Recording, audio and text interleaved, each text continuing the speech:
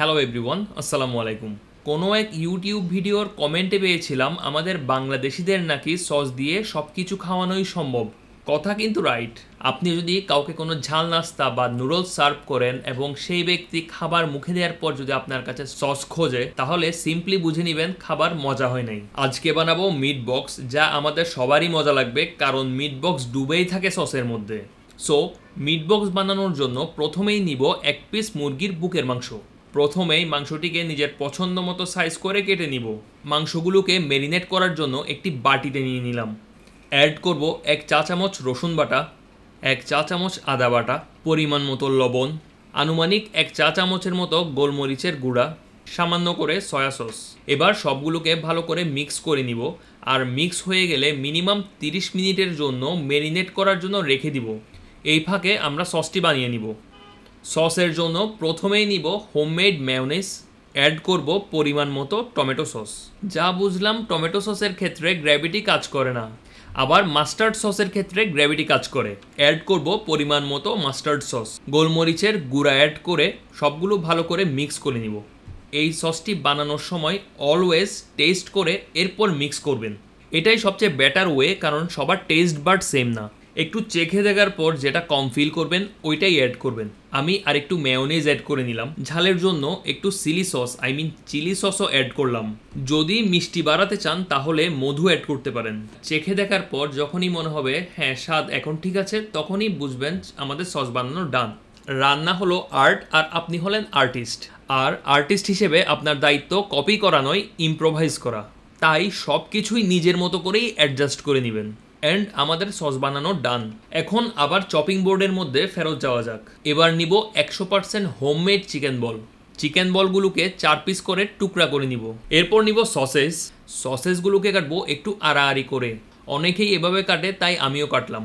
আমার মনে হয় এভাবে কাটলে সসেসের পরিমাণ বেশি দেখায়। যাই হোক, সসেস কাটাও ডান। নেক্সট ইনগ্রিডিয়েন্ট হলো মাশরুম।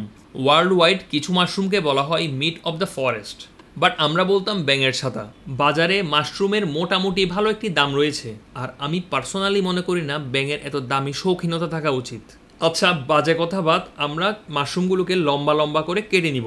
এসব করতে করতে আমাদের মুরগির মাংসের ম্যারিনেশন হয়ে গিয়েছে। ভাজার আগে কোটিংয়ের জন্য অ্যাড করব ময়দা। পানি আর ময়দা এমনভাবে অ্যাড করব যাতে এরকম একটি কনসিস্টেন্সি আসে। আপনি চাইলে আরেকটু পানি অ্যাড করে পাতলাও করতে পারেন, বাট পার্সোনালি আমার ব্যাটারটি এরকম হলেই বেটার মনে হয়। এখন শুধু ভাজার পালা। লোহার কড়াইয়ে পরিমাণ মতো তেল নিয়ে নিব। তেল হালকা গরম হলেই ছেড়ে দিব কেটে রাখা সসেসগুলো। নেড়ে চেড়ে ভেজে নিব। লো হিটে ভাজবো যাতে ভেতরে পর্যন্ত ভালো করে কুক হয়। সসেসগুলোকে একটি বাটিতে তুলে নিব। এবার তেলে অ্যাড করব কেটে রাখা মাশরুম আর চিকেন বলগুলো। এই ইনগ্রিডিয়েন্টস দুটিও ভালো করে নাড়িয়ে চাড়িয়ে ফ্রাই করে নিব। আর কুক হয়ে এলে চুলা থেকে তুলে সসেসের বাটিতে তুলে নিব। এবার তেলে অ্যাড করব চিকেনগুলো। অলওয়েজ লো ফ্লেমে ভাজবো যাতে ভেতর পর্যন্ত ভালো করে কুক হয়। যদি হাই ফ্লেমে ভাজি তাহলে বাইরে পুড়ে যাবে, কিন্তু ভেতরে কাঁচা থেকে যাবে। কিছুক্ষণ পর চিকেনগুলো এরকম ব্রাউনিশ কালার ধারণ করবে। চিকেনগুলো দেখতে আসলে ভালো হয়েছিল। চিকেন পপকর্নের আলাদা রেসিপি বলে চালিয়ে দেওয়া যাবে। ভাজা হয়ে গেলে চিকেনগুলোকেও সেম বাটিতে তুলে নিব। সবার শেষে ফুল হিটে ফ্রাই করে নিব ফ্রেঞ্চ ফ্রাইগুলো বাসায় বানানো and frozen. French fry high ফ্লেমে ভাজবো যাতে বাইরে ক্রিস্পি হয়। সেম বাটিতে আবার তুলে নিব।